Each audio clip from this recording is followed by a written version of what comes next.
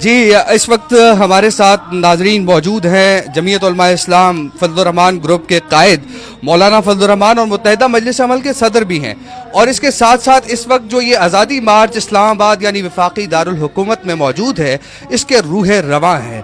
ان سے جانتے ہیں۔ سب سے پہلے تو مولانا صاحب D G I S P R نے کل جو سٹیٹمنٹ دی ہے اس حوالے سے یقینی طور پر آپ کا بیان تو آ چکا ہے، اگر حکومت طاقت کا استعمال کرتی ہے تو کیا حکمت عملی ہوگی جمعیت علماء اسلام کی اور مولانا فضل الرحمان کی؟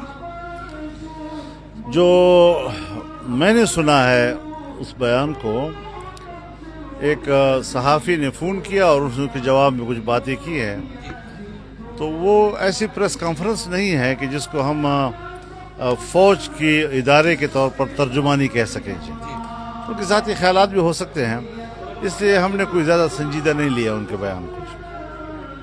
اچھا، آپ نے سنجیدہ نہیں لیا، لیکن اگر حکومت طاقت کا استعمال کرتی ہے، کل آخری دن ہے، آپ نے 2 دن کی مہلت دی تھی اور اس کا کل آخری دن ہے، تو آپ کی کیا حکمت عملی ہوگی اس پر اور ایک طاقت کے استعمال؟ تو حکومت جو ہے جب اپنی قوم کے اوپر طاقت استعمال کرے گی تو اور ننگی ہو جائے گی، پہلے ناجائز ہے، پھر جابر ہے۔